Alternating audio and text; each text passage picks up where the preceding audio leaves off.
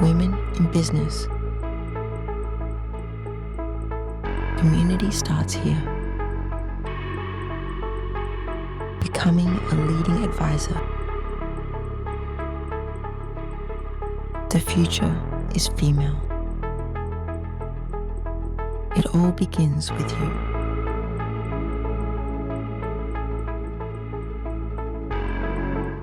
Welcome to the Gradient Women in Business podcast, where we bring you fresh, relevant insight from our leading financial professionals and the Gradient Financial Group team to help you grow your practice and provide clients with gaining the financial confidence they deserve. I'm Brooke Tucker, Senior Vice President of the Life Insurance Marketing Team, and today we're with Barb G. Hello there. Hello, Barb. Thanks for joining today. I am so happy to be here, Brooke. Well, we're very excited for you to be here and really looking forward to just how you have been able to progressively include all aspects in financial planning. Okay. Okay, so first, before we get started, let's learn a little bit about you. That's a loaded question. I have been in the financial services industry off and on for the last 20 years. I actually got my first set of licenses in the early 2000s and gave those up at the end of 2006 when we had a pretty significant life change. And then got relicensed again around 2018, I think, and started managing more of the practice. And now I just run the whole show.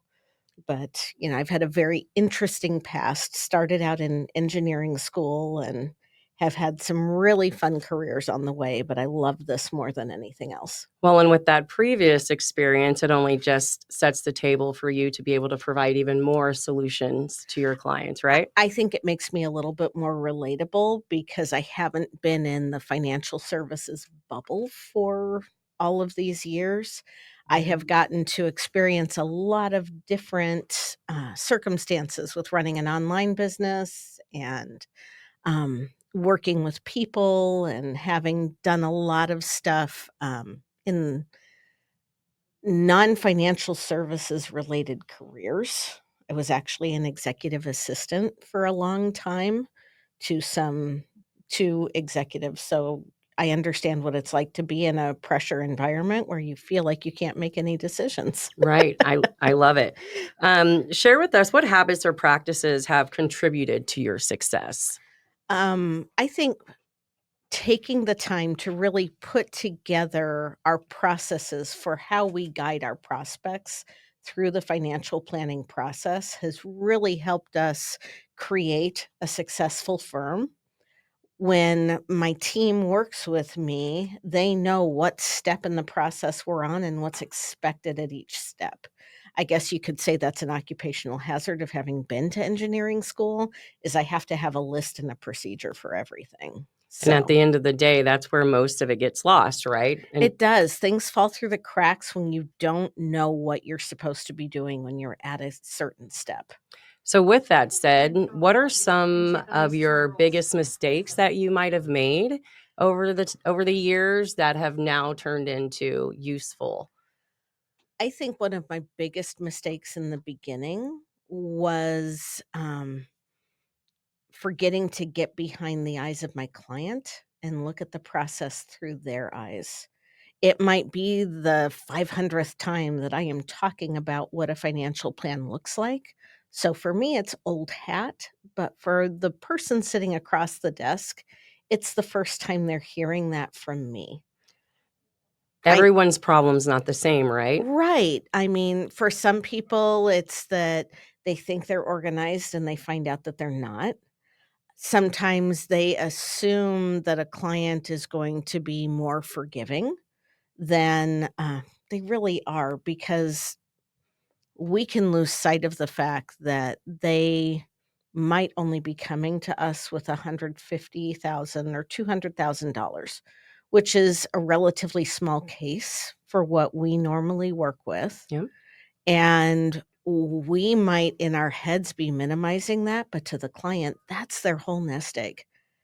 And I have really been intentional about ingraining with my team that we treat everybody like they're walking through the door like they are our A client until they give us a reason not to be that way.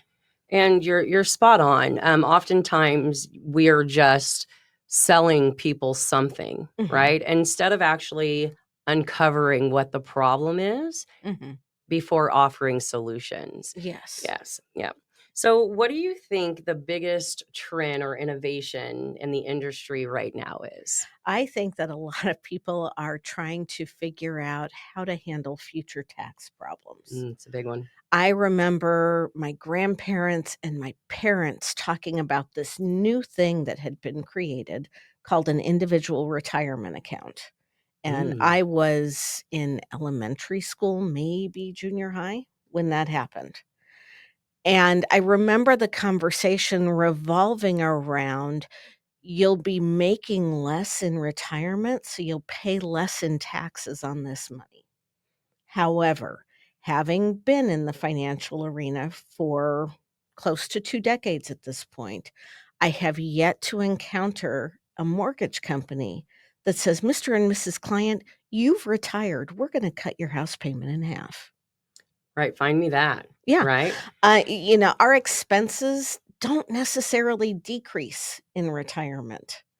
In fact, for people who have the bucket list to travel or to do things that they haven't been able to do because of the time constraints of having a job, they could be taking more money out Yeah. initially. Absolutely. What's So, what's the tax code going to be when you retire? that's a really great question Comes up a because lot. it does, and right now we are in 2025, which is the final year for the changes that were made to the tax tables with the Tax Cuts and Jobs Act. We would all like to think that they are going to be extended or that Congress is going to pass new legislation that continues some sort of tax break like that. But the reality is, we have a government that's spending roughly $1.5 trillion more than it's taking in. And when they're bringing in 6 trillion and spending 7.5, that means they're spending 25% more than they're taking in. Any of my clients doing that, I would tell them that they are on the road to bankruptcy. Exactly. It's not a sustainable model. So we are either going to have to cut spending, which good luck with that. We're so good at that. We are, especially in our "I want it now" kind of instant gratification Absolutely. nation. Or they're gonna have to increase taxes, find new ways to generate tax revenue. It doesn't look like we are going to be in a place where we can sustain the lower tax environment for much longer, in my opinion. Yeah, and I find that taxes is the number one reason we fall short on our income, It right? is when we don't realize how much is actually going toward those taxes. When it comes out of your paycheck, you never see it, so you don't miss it. When you retire and you start pulling it out of your IRA, your pre-tax accounts, and, Feels miss different. it does, because Mhm. Mr. and Mrs. Client, if you want $4,000 a month, We've gotta take 6. easily. Yeah, yeah. Well, appreciate that. You were asked to join us today, not only because you're fabulous, but you specifically have done a phenomenal job in using life insurance as a solution for your clients for Mhm. many different reasons. So, I would love for you to share your top 3 reasons on when you decide to put a life insurance solution on the table for your clients. When I am looking at utilizing life insurance, I am using it for tax mitigation. I am using it to, create an extra layer of protection for long-term care coverage. It's not long-term care insurance, but the riders that are usually embedded in the policies can help supplement with that.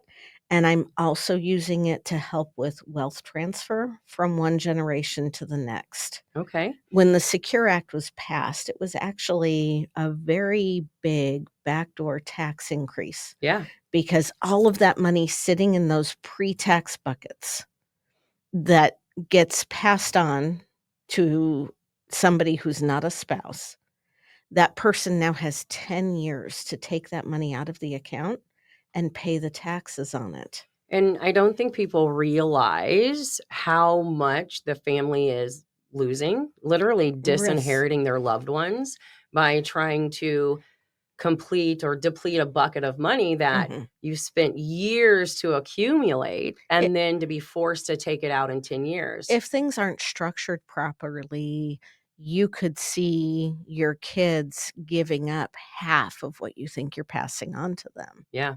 Because typically when people inherit money, they're at their highest earning potential of their personal careers. They are. So, We usually lose our parents, if we are blessed, in our 50s and 60s. You know, my dad passed away when I was 38, I think, 37.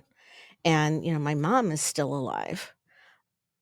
But when we're looking at how all of that is going to go, we're in a place where, you know, if my mom passes away and my sister and I inherit her estate, my sister and I are both making more money than we've ever made in our careers. yeah, And it will have a significant impact on our taxes to have to pull money out of those qualified we plans. call that the perfect tax bomb, It don't we? is Who wins in that situation? the Us? government. Oh, the government. The The government. government. So we're using life insurance to protect, Mhm. right, our assets. Mhm. And then you mentioned chronic illness, long-term care. That tends to Right. be the conversation and the need right now. Tell me a little bit more about how you approach that with your clients. For me, long-term care insurance is a one-trick pony. It's kind of like car insurance, except that the law doesn't mandate that you get it. Not yet. Not yet. There are a couple of states already implemented, Washington being one. Mhm. California should be next. So it's definitely something that if we're not planning for, You know, the government, and I say that they don't mandate it, but for years, the government has given you a tax credit or a tax deduction for your long-term care insurance premiums.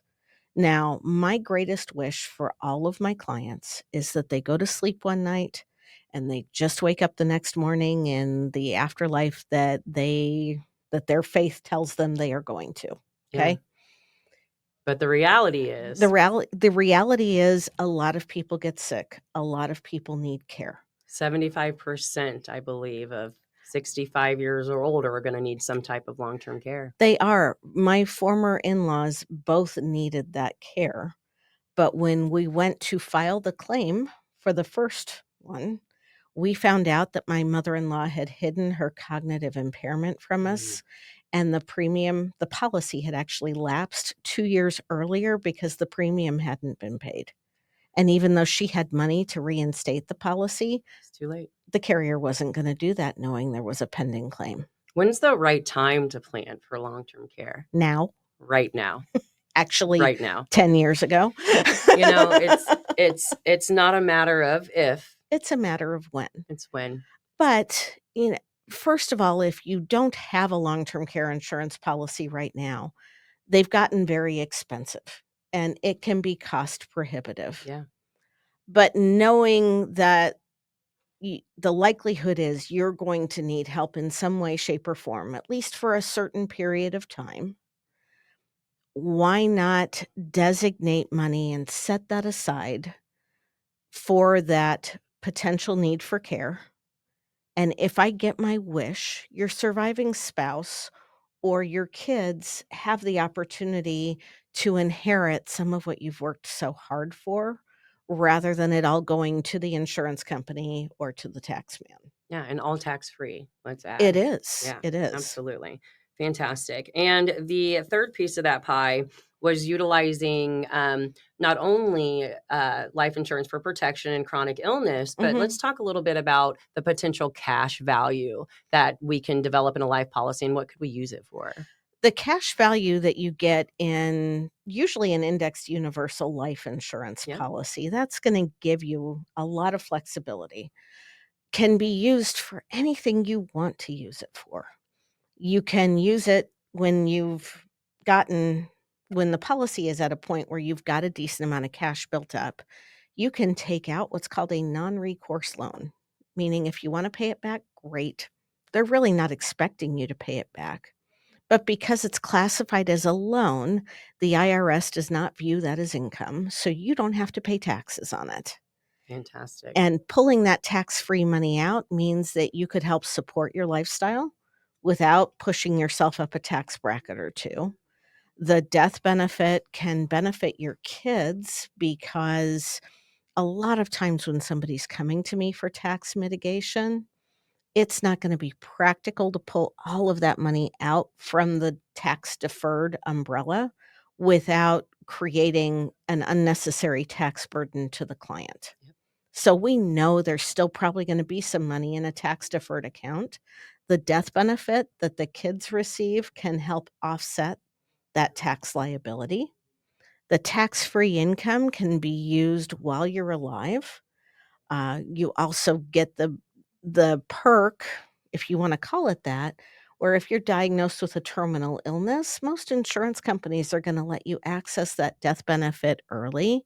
So if you wanna do that big trip to, uh Australia for a month? okay, I was trying to figure out how to say DISNEY without saying it. Oh, there you go. I usually refer to it as the House of Mouse. Yeah, there you go. There you go. If you're Take wanting all to 12 grandkids with you, yes, you and know? create those memories, if you can do that then and have tax-free money to do it with. Yeah, absolutely. So if I hear you correct, Mhm. life insurance is no longer that old school death insurance, It right? isn't the stuff that your grandparents bought from somebody who was walking door to door, for sure. So much more than that. It is, and there are don't get me wrong, there are life insurance policies out there that are specifically for that. Mhm. There are life insurance policies that are considered permanent insurance that might not build the same cash value that an indexed universal life policy does because of how it's structured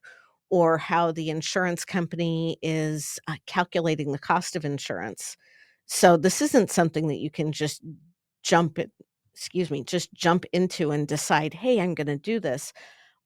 Especially when you're in a fiduciary capacity, you owe it to yourself and to your clients to find what will get them the best advantage for the money that they're putting into it. Absolutely. And to your point, that's why the time is now. We have Yes. options now. We have planning tools now that look Mhm. different for different people, for different needs. Yes. And so having the conversation is what we need to be doing. We Solutions are do. there. We do, because I'm sure some of you are wondering, if we're talking about tax-free money, why we aren't just looking at a Roth conversion, and that answer is simple. A Roth conversion, you're getting dollars in and dollars out. When you look at a life insurance policy that builds cash value instead, you're getting a significant return, potentially, from those dollars that you put in. And with the death benefit for life insurance, somebody who is the beneficiary can determine how they want that to be paid out. Yeah, It's possible that you might want it paid out over a period of years. absolutely. It's possible that if the beneficiary is a minor child, we have to then look at having it set up in trust for them so that it doesn't get squandered Right. until they're old enough to But all the problems you're capitalize. mentioning are all because you've infused, right, Right. legacy into that family. What a Right. great problem to have. Isn't it though? Yeah, because Because, we prepared. exactly. I mean, I have some clients that have told me they want me to try to time it so they're spending their last dime as their second foot hits the grave. Well, let And me if know if that ever works out. yeah, tell me about it, and if that's what they want, that's fine.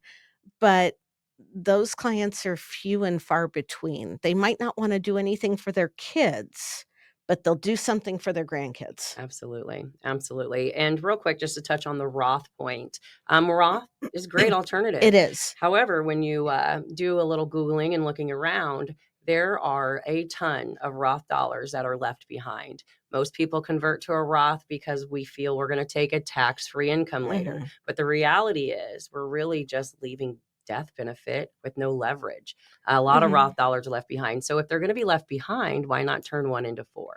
And there's nothing to say that with a Roth conversion, Oh, there's a place. there is a place for it, but legislatively, again, the government needs to increase their tax revenues.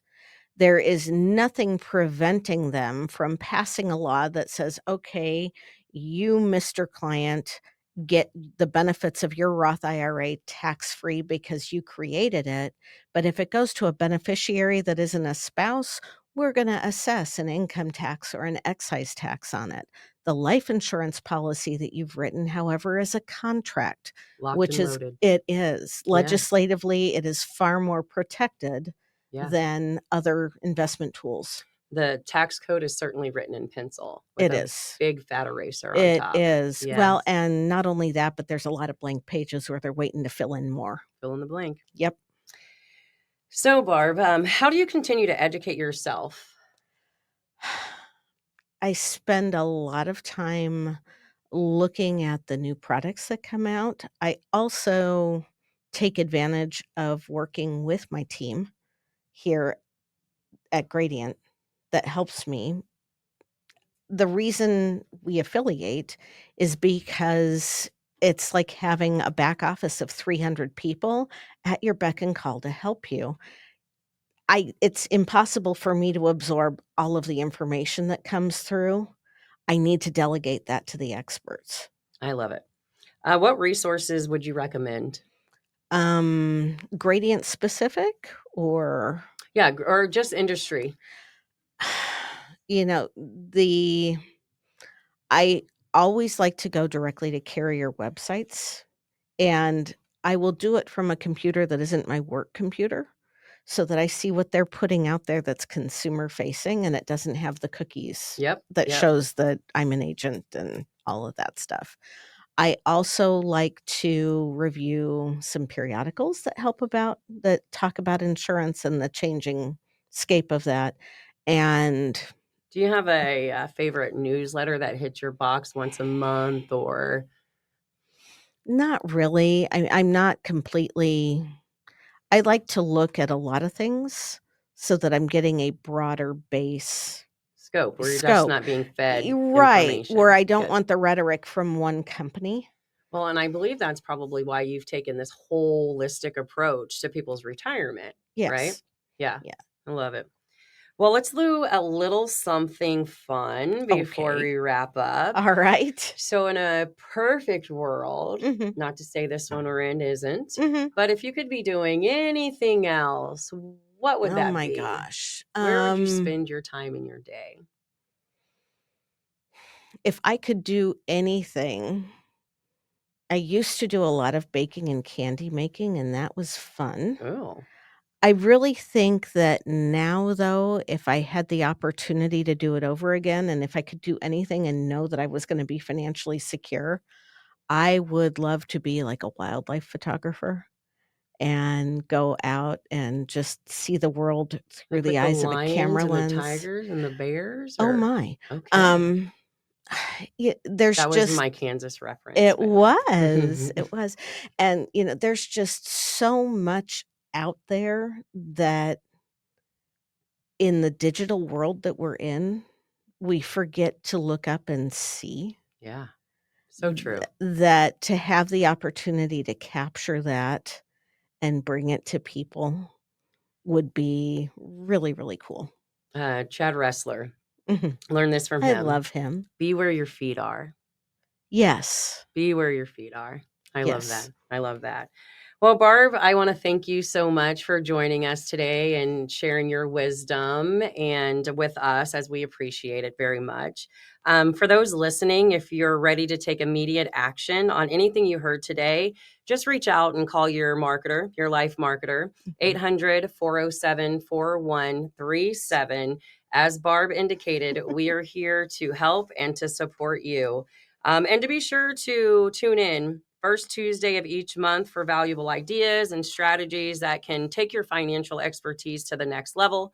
You can find us on Apple Podcasts, Spotify, Amazon Music.